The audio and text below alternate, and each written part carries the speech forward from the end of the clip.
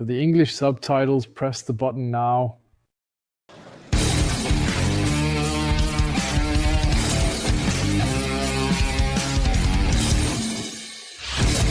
The subtitle button, indeed, just for you today. So everything is beautiful with me, as you know, but this one is even more beautiful. A young black-headed python, Aspidites melanocephalus. Melanocephalus means black head, so to speak.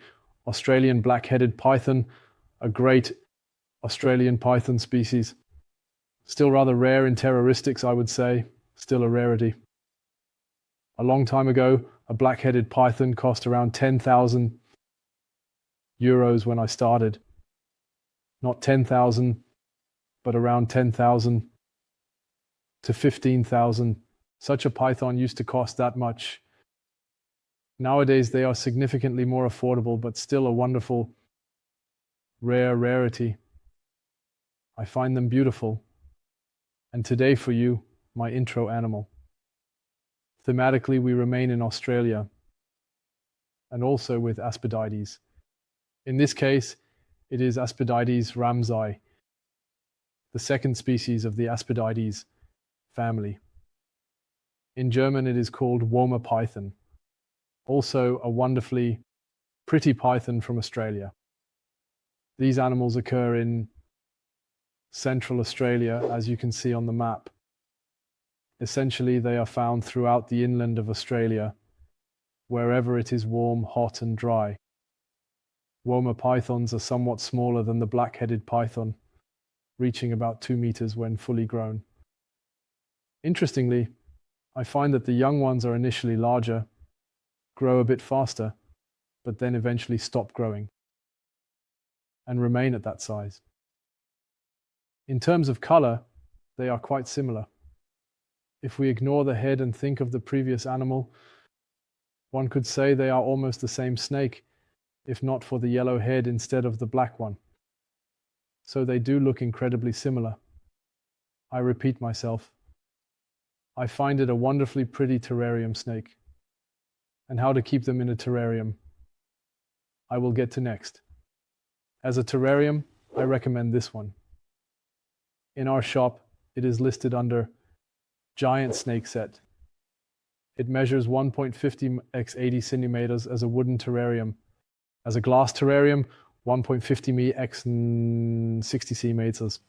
The size is definitely okay, I find. 150 m x 80 centimeter perfect. 150 m x 60 centimeter raises the question. Do you keep them individually or in pairs?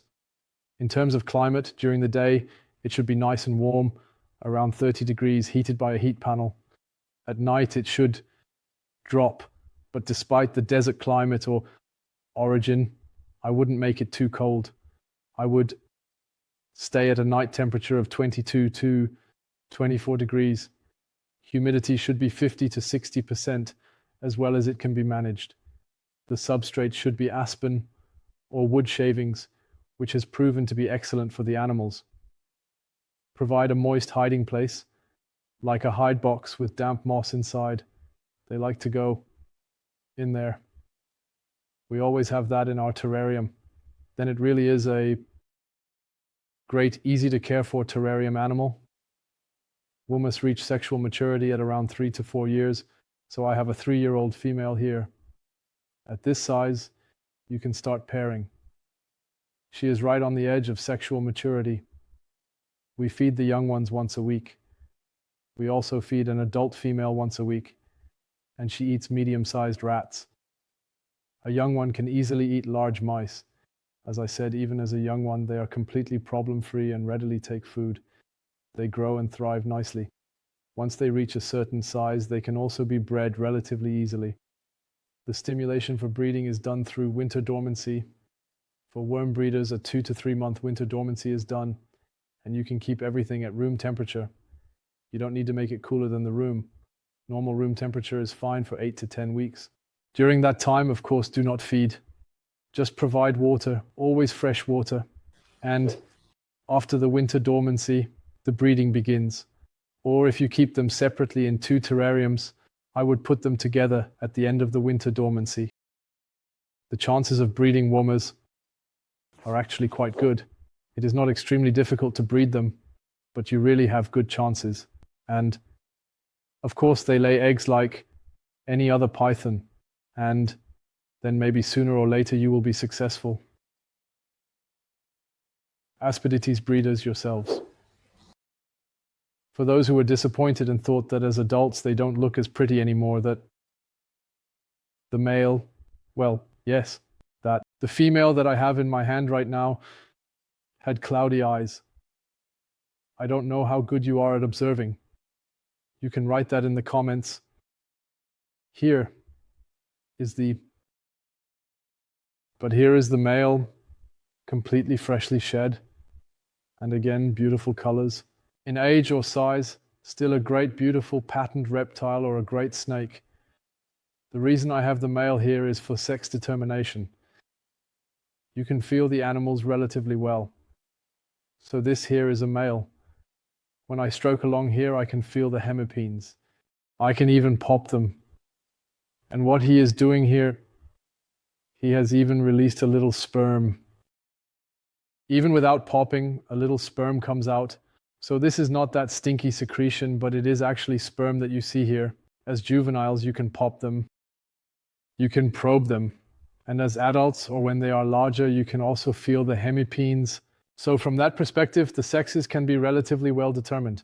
And then you can choose a nice pair. That was today's episode about the Australian Woma pythons to start a black-headed python. I hope you enjoyed it, and I hope the animals fascinate you as much as they do me. If so, give me a thumbs up, subscribe to the channel if you haven't done so already. It would be really mean if you haven't subscribed and are watching all the time. Stay loyal to me and check out the Womas